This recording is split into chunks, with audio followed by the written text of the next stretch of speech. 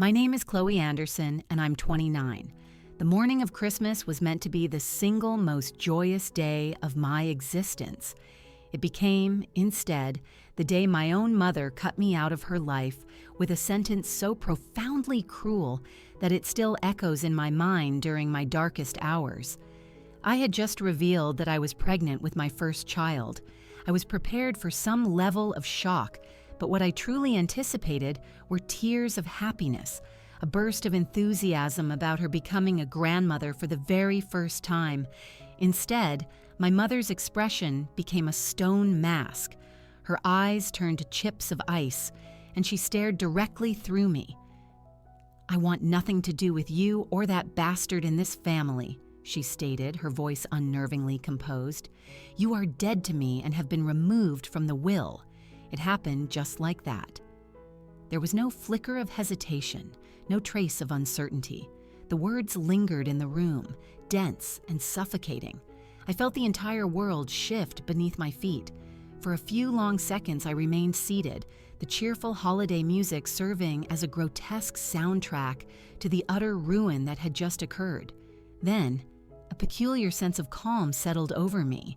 I reached into my purse with slow, measured movements and took out the exquisitely wrapped present I had spent weeks deliberating over. I set it down carefully on the gleaming mahogany coffee table, rose to my feet and gathered what was left of my dignity around me like a protective cloak. Then I walked out of that house and out of their lives for good. What my mother was unaware of, what none of them could have known, was that the item inside that harmless-looking Christmas box was engineered to completely destroy the picture-perfect existence she had so meticulously built. Where are you watching from? Tell me your city or country in the comments section. And if you've ever experienced a moment that should have been a cause for celebration, only to have it ruined by the very people who were supposed to love you unconditionally, please hit that like and subscribe button. You will absolutely want to find out what happened when she finally unwrapped that gift. To truly grasp the magnitude of the betrayal on that Christmas morning, I need to take you back 3 years, because this story is not about a single terrible moment. It is about a foundation riddled with cracks that finally gave way. 3 years prior, I was living what I believed to be a perfectly fine life. I worked as a registered nurse at Mercy General Hospital in Denver, a profession I adored and took great pride in. I had a charming little apartment downtown that was entirely my own, and I was in a relationship with a man named Ethan Hayes. Now, Ethan was not the type of man my family would have ever chosen for me.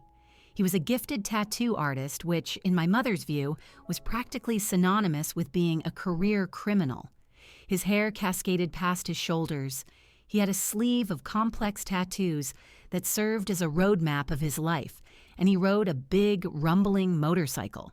He was gentle, he was creative, and he truly saw me, the authentic me, not the polished version I was expected to present. For a girl who had spent her entire life chasing approval, Ethan's sincere fascination with my true self felt like taking a breath of fresh air after being submerged for a lifetime. The first occasion I brought him home for a family meal was, as expected, an absolute disaster.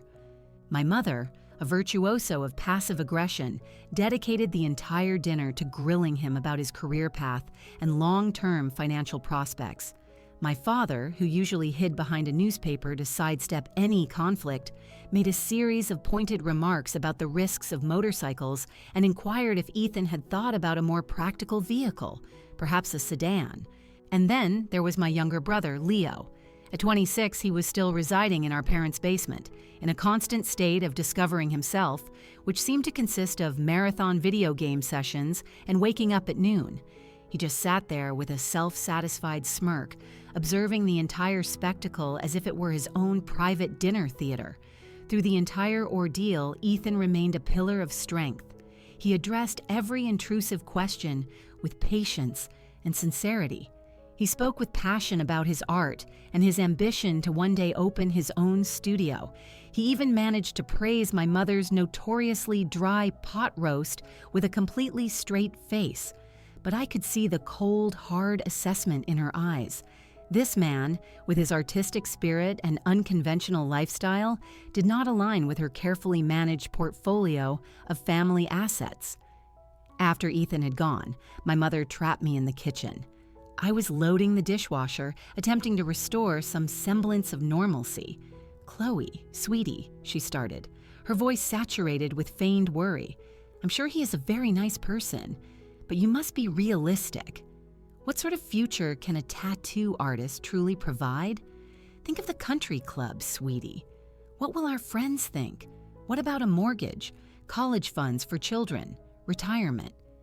I attempted to point out that I was a registered nurse with a stable career, that I was more than capable of contributing to our shared financial future. She dismissed my argument as if it were an annoying insect.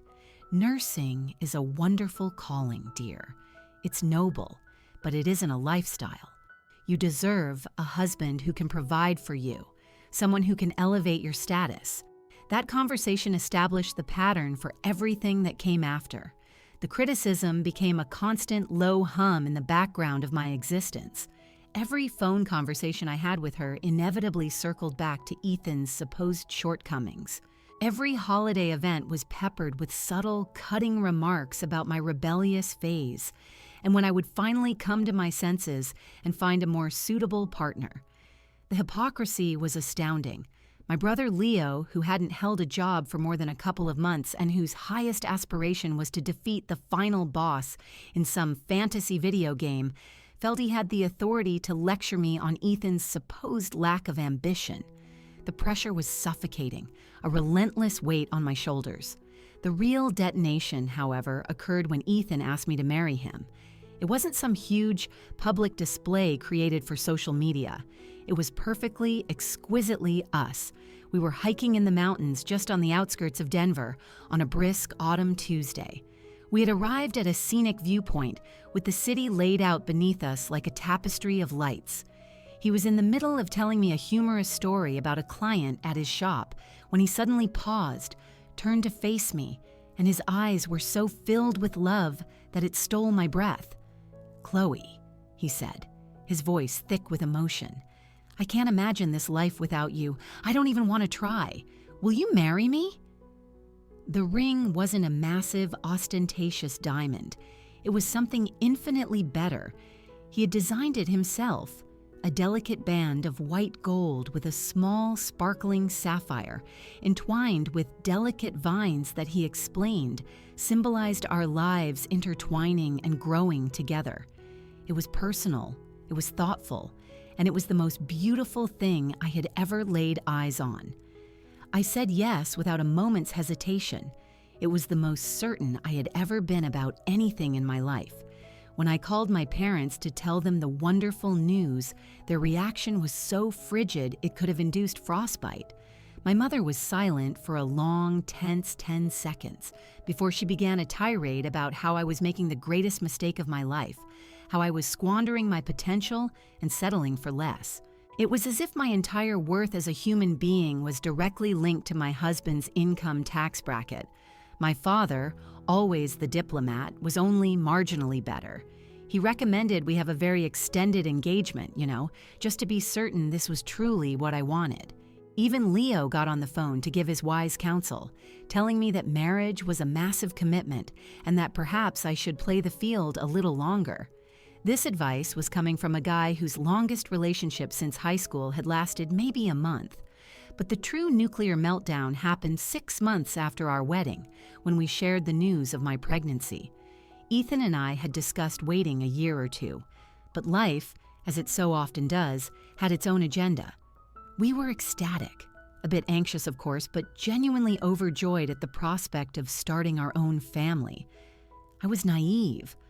I actually believed that the idea of a grandchild, their very first grandchild, might finally be the thing to thaw their icy disapproval of Ethan. I chose to tell them in person, hoping that the sight of my expanding belly and my clear happiness would soften them. I was so incredibly wrong. The instant the words "I'm pregnant" came out of my mouth, my mother's face collapsed. Instead of joy, her expression was one of absolute horror. She actually had the nerve to suggest that I should consider my options. a thinly veiled, horrifying suggestion that I immediately and angrily shut down. Have you ever felt completely rejected by your family during a moment that should have been filled with pure happiness? Let me know in the comments. I'm beginning to think that toxic family dynamics are much more prevalent than any of us would like to believe. The months that led up to that pivotal Christmas were like watching a car crash in slow motion. My mother made it painfully clear that Ethan was no longer welcome at any family events. As a result, I stopped attending them as well. She would call me from time to time, pretending to be checking in, but every conversation was just another poorly disguised attempt to criticize my marriage and forecast our inevitable failure.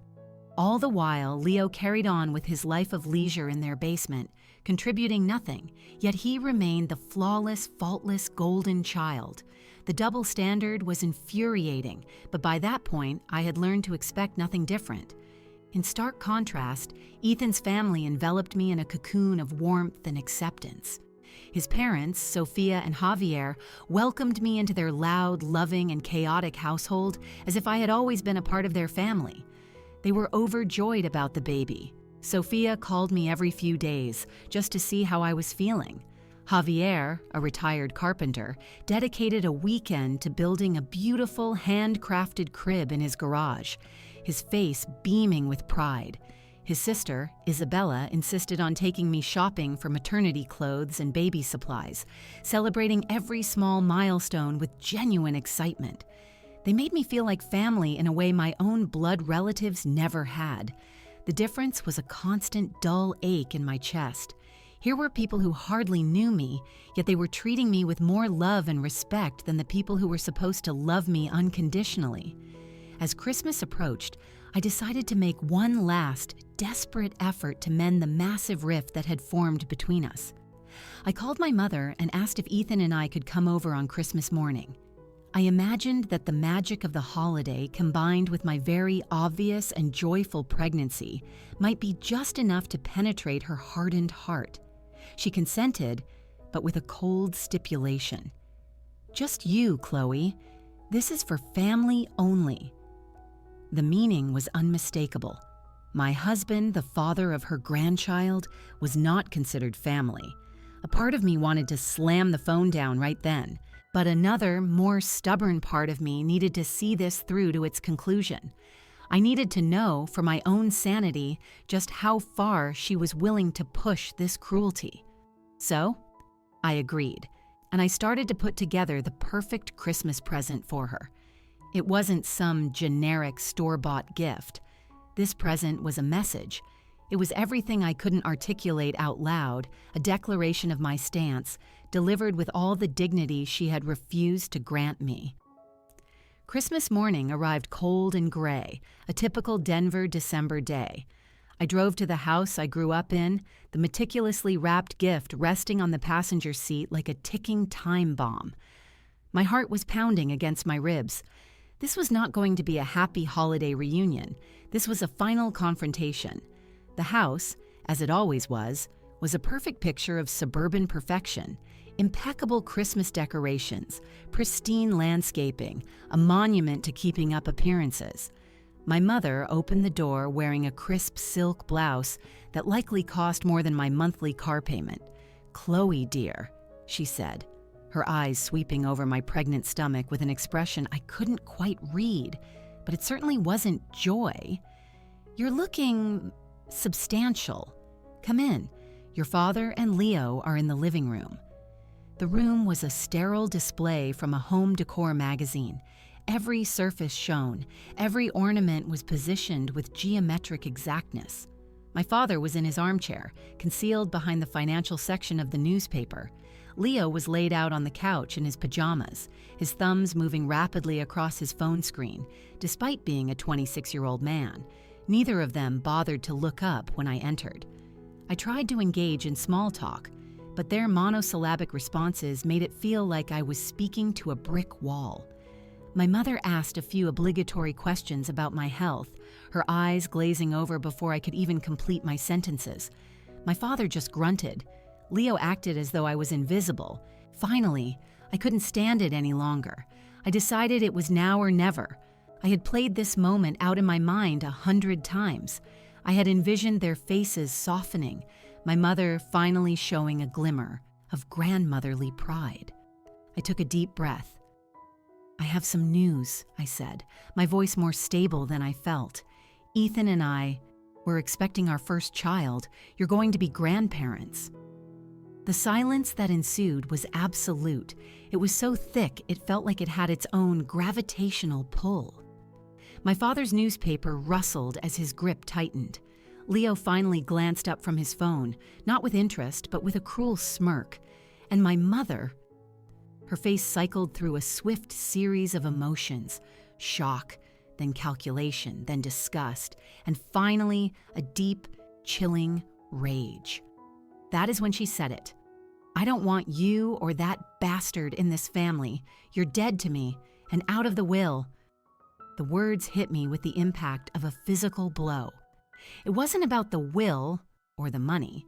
It was the absolute finality of it, the venom. This wasn't just an angry outburst. It was a deliberate execution of our relationship. In that frozen moment, my father sank further behind his newspaper, a coward to the very end. Leo, having gotten the drama he craved, went right back to his game. And my mother sat there, looking almost relieved, as if she had finally removed a tumor. But here's the thing about being completely and utterly rejected. It is clarifying.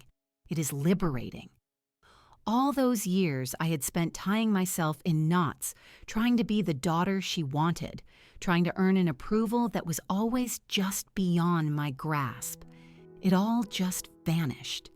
She had made her decision, and in doing so, she had freed me to finally make my own. With a new sense of determination, I reached into my bag and took out her gift. It was wrapped in elegant gold paper, tied with a luxurious red velvet ribbon. The perfect gift from the perfect daughter she had always desired. I placed it on the table in front of her. "This is for you," I said, my voice quiet but firm. "Merry Christmas, Mother." Then I stood up, smoothed the front of my maternity dress, and walked toward the front door. I heard her voice behind me, suddenly tinged with a hint of panic. "Chloe, don't be so dramatic. We can talk about this." But there was nothing left to talk about. I walked out of that perfect house into the cold gray air, knowing I would never walk back through that door as a daughter begging for scraps of affection. If I ever came back, it would be on my own terms. I didn't witness what happened next, but I heard all about it. According to Leo, who called me 3 hours later in a complete state of panic, my mother stared at the box for a long time before she finally, hesitantly, opened it. The moment she lifted the lid, she began to scream. It wasn't a cry of sadness or regret. It was a raw, guttural shriek of pure rage and shock. She screamed so loudly and for so long that the neighbors, afraid there was a home invasion, called the police. Inside that beautiful box was a single clear ultrasound photo of her first grandchild, my beautiful baby, and tucked beside it was a handwritten note. It read, "Meet the granddaughter you decided to abandon. A Merry Christmas from the family you threw away." The screaming, I was told, went on for nearly 20 minutes. The call from Leo came exactly 3 hours and 22 minutes after I had left. I was parked in the hospital parking lot, just staring at the building where I saved lives, trying to put my own life back together. His voice was frantic, a tone I had never heard from my perpetually calm brother. "Chloe, what in the hell was in that box?" he demanded, forgoing any greeting. "Mom has been screaming for almost half an hour. Dad called 911 because he thought she was having a stroke. The entire neighborhood is outside. She just keeps pointing at the picture and screaming, the baby, over and over." A cold, hard feeling of vindication settled in my stomach. I gave her exactly what she deserved, Leo, a consequence, a reminder of what her hatred has cost her. What is that even supposed to mean? She's completely lost her mind. Dad's trying to get her to take a Xanax, but she's not listening. I have never ever seen her like this. Maybe she should have considered that before she disowned her pregnant daughter on Christmas morning, I said, my voice as cold as hers had been.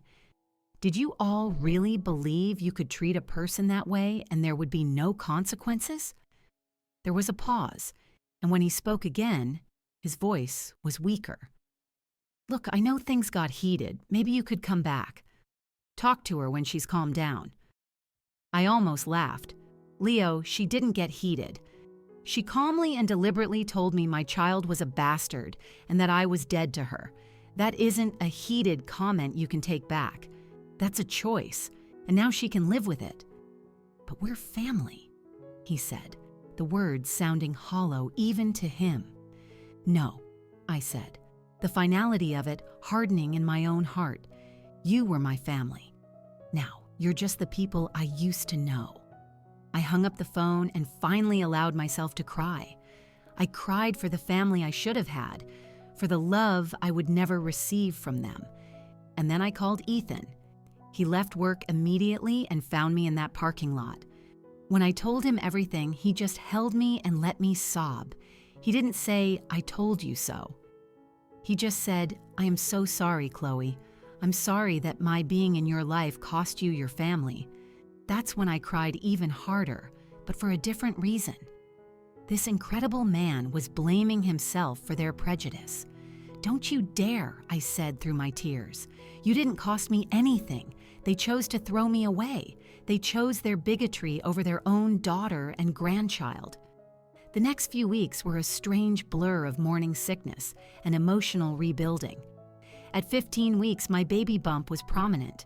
Ethan was an absolute saint, catering to my every strange craving, holding my hair back when I was sick, and being a constant source of strength and laughter. His family was my salvation. Sophia started calling me every single day. Javier finished the crib and delivered it to our apartment. Isabella organized a small, beautiful baby shower with our friends, filling our home with love, joy, and tiny, adorable outfits. The silence from my biological family was absolute. No calls, no texts. It was as if I had simply vanished. 3 weeks after Christmas, my mother attempted to make contact, but not with me, of course. That would have been an admission of guilt. She called my best friend Jessica. "Your mom wants me to tell you she's worried about you," Jessica told me over coffee, looking uncomfortable. "She says she's concerned about your health and thinks you're making irrational decisions because of your hormones." I nearly spit out my latte. She's concerned about the health of the baby she called a bastard? That's rich. "I'm just the messenger, Chloe," Jessica said gently. She also mentioned family therapy. "Jess, I love you, but there is nothing to fix here." This wasn't a misunderstanding. She made a conscious choice to reject me and my child because she doesn't approve of my husband. Therapy can't fix that kind of hate. "But she's your mother," Jessica said. The classic useless argument. "And being a mother is a privilege, not a free pass for cruelty," I retorted. "It's supposed to mean unconditional love, not a list of conditions I have to meet to be worthy of it." The pregnancy continued, a beacon of light in the darkness. At our 20-week scan, we discovered we were having a girl. We held each other and cried in that dark ultrasound room, watching our tiny daughter on the screen. That night, lying in bed with Ethan's hand resting on my belly, I felt an overwhelming sense of relief. Our daughter, Maya Grace, would grow up knowing nothing but love. She would never have to perform or audition for our affection. She would be loved for exactly who she was. The birth was long and intense, but Maya arrived 3 days before her due date, perfect and healthy, with a full head of dark hair like her dad's, and my determined little chin. The first few months were a blur of sleepless nights and pure magic. Ethan dove into fatherhood with a fierce, tender passion that made me fall in love with him all over again. His tattoo studio had exploded in popularity after a feature in a local arts magazine, and his appointment book was full for months. We were doing more than just surviving. We were thriving. I returned to work part-time, and my supervisor, Dr. Walsh, was incredibly supportive. That's when my mother made her next move. She called my work, managed to get Dr. Walsh on the phone, and tried to convince her that I was suffering from severe postpartum depression and was a danger to my child. Dr. Walsh, a woman who did not tolerate fools, told me about it later. Your mother seems to believe you're unstable, Chloe. I informed her that you are one of the most competent and level-headed new mothers I've ever had on my staff, and that if she were genuinely concerned, she might try speaking to you directly. What did she say to that? I asked. She hung up on me, Dr. Walsh said with a wry smile. For what it's worth, you're doing a fantastic job. Maya is a lucky little girl. 6 months later, I was promoted to charge nurse. The raise meant we could finally buy a house. Everything seemed to be falling into place. And then, Leo appeared on our doorstep. It was a Tuesday afternoon. Maya was 8 months old, crawling at an incredible speed, and I was home alone with her. I answered the door to find my brother looking like a ghost. He was rail thin, unshaven, and his clothes were wrinkled, but the most shocking thing was the look on his face when he saw Maya on my hip. It was pure, unadulterated awe, followed by a wave of what looked like deep, profound grief. "Oh my God," he whispered. She's beautiful. She looks just like you as a baby." "What do you want, Leo?" I asked, not moving to let him in. "I have to tell you something," he said, his eyes fixed on Maya. "About Mom and Dad. They're getting divorced. The news hit me like a physical shock. My parents, married for 32 years, the perfect couple. It was impossible." "What are you talking about?" "It all fell apart after you left," he explained, his voice cracking. "Dad couldn't handle what Mom did to you. He said it was unforgivable. They fought constantly. She kept insisting she was protecting the family's reputation, and he said she destroyed the family's soul." He shifted uncomfortably. Then Dad found out about the money." "What money?" I asked, a sense of dread creeping in. "The money Mom's been giving me, for years. Almost $50,000, Chloe.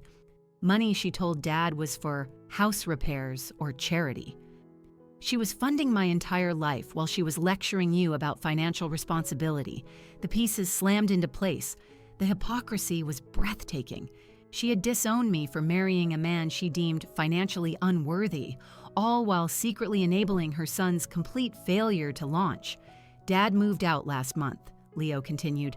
"Mom's just rattling around in that big house alone, and she's become obsessed with you. She hired a private investigator. She has pictures of you, of Maya. She has articles about Ethan's shop. She has a whole scrapbook. It's really creepy, Chloe." I looked down at my sweet, innocent daughter, and a protective fury rose in me. "Why are you telling me this, Leo?" "Because when I saw her just now," he said, his voice finally breaking, "I realized I've been a leech. You built this amazing life, this family, and I've been a spoiled child judging you from a basement my mom paid for. You were right to cut us off. We were poison." "What do you want from me?" I asked, my voice hard. "I want to know if I can ever be a part of Maya's life," he said, tears streaming down his face. "I want to be her uncle, the uncle she deserves, not the pathetic loser I've been. I'm getting a job. I'm getting my own place. I'm finally growing up, Chloe. I don't want to do it completely alone."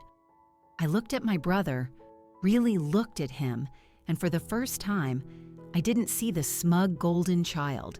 I saw a broken man who was finally, painfully taking accountability.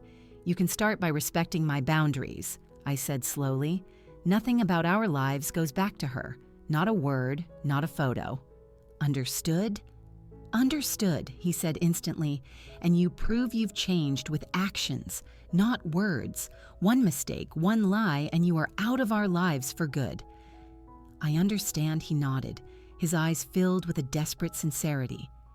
6 months later, Leo had kept every single promise. He had a steady job, a small apartment, and was slowly, carefully building a relationship with us. He was awkward at first, but Maya adored him. Watching him teach her how to stack blocks, I saw the brother I always wished I'd had. The divorce was finalized. My father's lawyer reached out, asking if he could meet his granddaughter. After much thought, I declined. The damage was too deep. My mother's stalking was dealt with swiftly via a restraining order. On Maya's first birthday, Ethan and I renewed our vows in the backyard of our new home. It was a small ceremony with Ethan's family, Jessica, a handful of close friends, and Leo. As I looked at the smiling faces surrounding us, at my beautiful daughter smashing her first cupcake, and at my loving husband, I felt a sense of peace that was absolute. I had lost the family I was born into, but I had built a new one, a better one, founded on love and acceptance. And sometimes, the greatest miracle is not fixing what's broken, but having the courage to build something new from the pieces. If this story resonated with you, make sure to like and subscribe for more stories about choosing your own happiness and finding your true family. Always remember, putting yourself first isn't selfish, it's survival. End of story.